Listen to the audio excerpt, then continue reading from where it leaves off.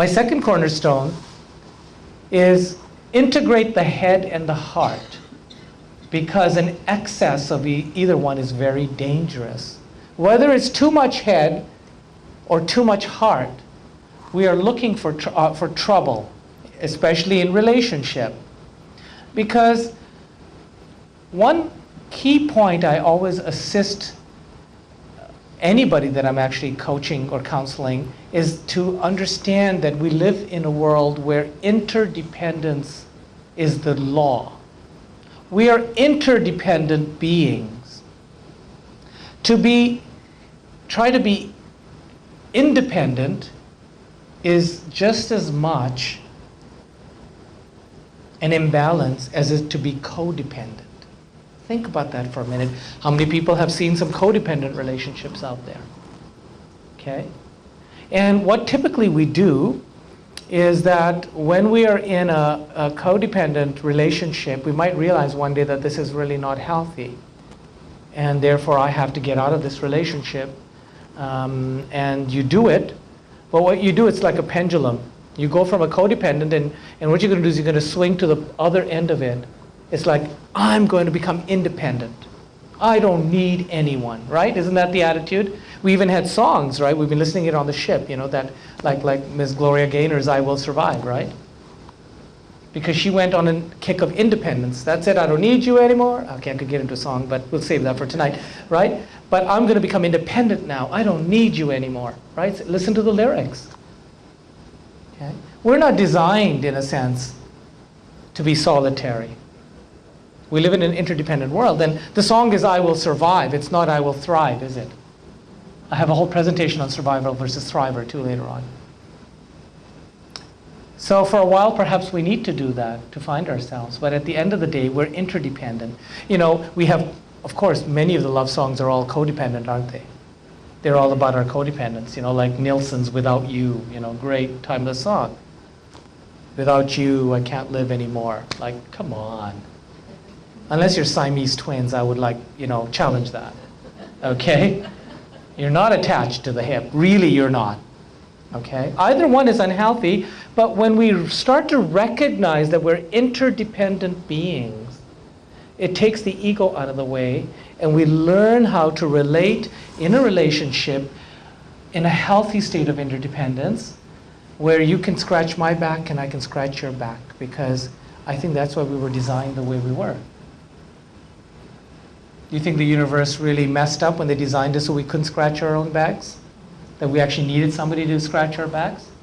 Or to tell us, hey, did you know your label's showing? Nowadays, that's kind of cool, on purpose. But, right? Why do you think we were created that way? Is it an imperfection? Or is it that we need to say, hey, would you scratch my back for me, please? See? Interdependence. There's times when we need the support, and we can open to it, and we can be supported in it by understanding. But the head does not like to admit that I need or want anybody.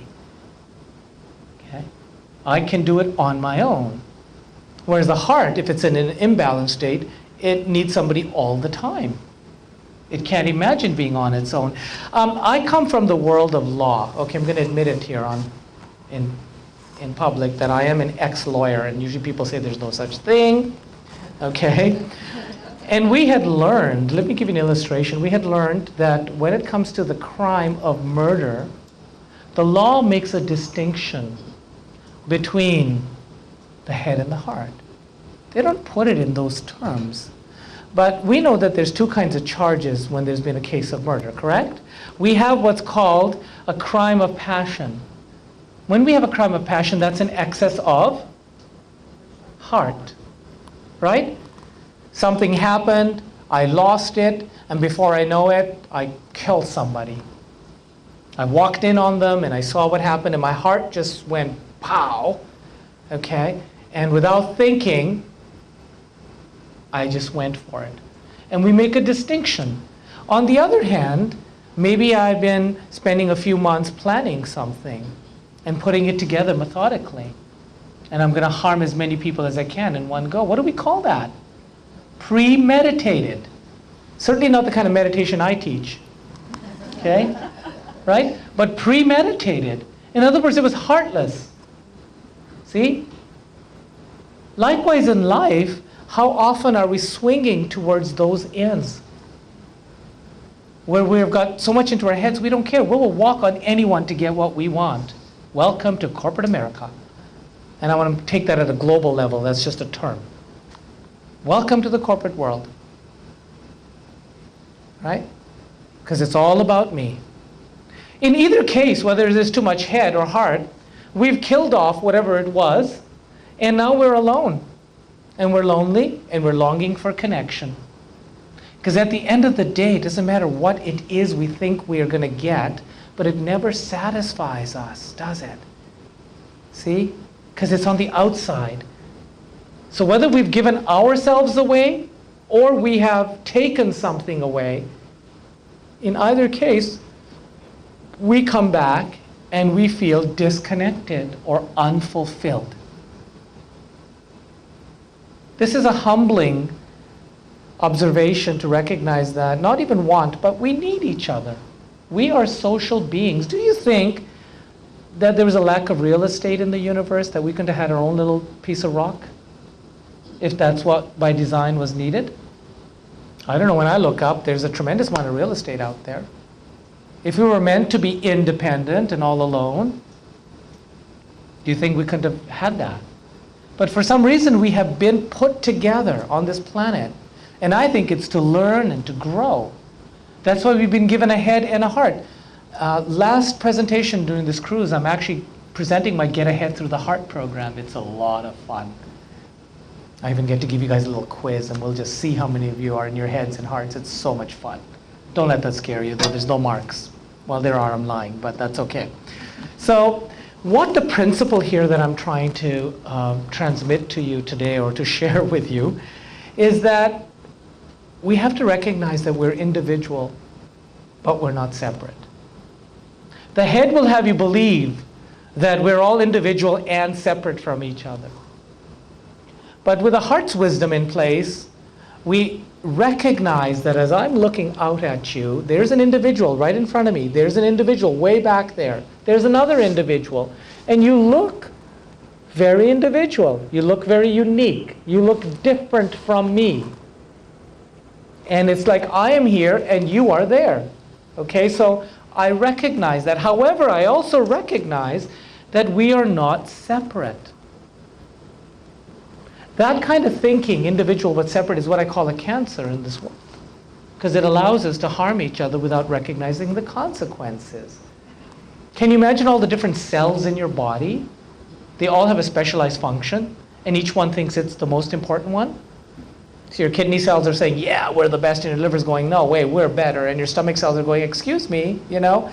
And so one day, you know, the kidney cells are really bored, and they just sort of got a little high on their horse and a little ego trip, and they've decided that they're just going to go over and kick in the butt of the liver cells there, you know, and give them a little bit of a run because we're better and we don't really need them, okay? And so they go and kick the liver around. The liver gets compromised. Who suffers? The whole body, right? The whole body suffers. Because what those cells didn't realize was that although they're individual, they have a specialized function, they're unique, they live within one body. And by harming something outside yourself, you're actually harming yourself. Let me put it in a more simple way. I think this is post-lunch and it's getting heavy. Anybody ever been in a nice swimming pool with lots of wonderful kids swimming and suddenly the water turns yellow and everybody leaves? Okay? Why? It's over there.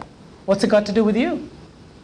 Oh, you mean you are in the same medium? And so when somebody's doing something over there, it affects you? What a concept. It becomes a little tricky, like trying to explain water to a fish. And what are you talking about? Hello? When I do my Manage Your Energy, Not Your Stress presentation, I'm going to show you that visually, how from there, a thought that you're having about yourself or me is impacting me. And I'm going to show you visually. It's really fun. Tell your friends, they don't want to miss that one. Okay?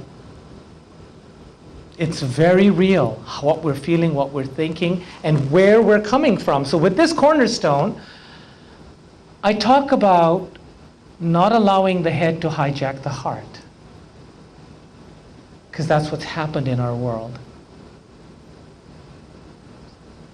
And that every wave in the ocean is connected to the next one. I can see an individual wave coming in, but it is still part of the whole. So we can recognize and we can celebrate individuality, but once we start to operate from that consciousness that we're individuals and separate, we have set ourselves up for conflict. And sorry to have to deliver the statistics. I don't usually keep statistics in my mind, but I heard something quite disturbing. And again, I don't know the exact statistic, but you'll get the point that somewhere between 86% to 93%, something like that, percent of the time, in recorded history, human beings have been at war. At war. In conflict.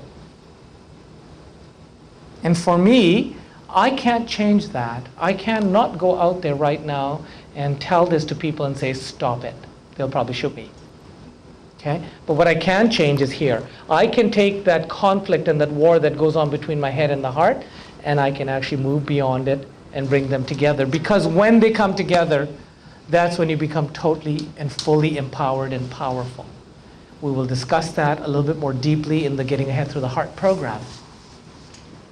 But just consider for a moment that if you came into the world every day with your head and your heart integrated, how different would your relationships be, or at what level could you take those relationships to? Just a thought for your consideration.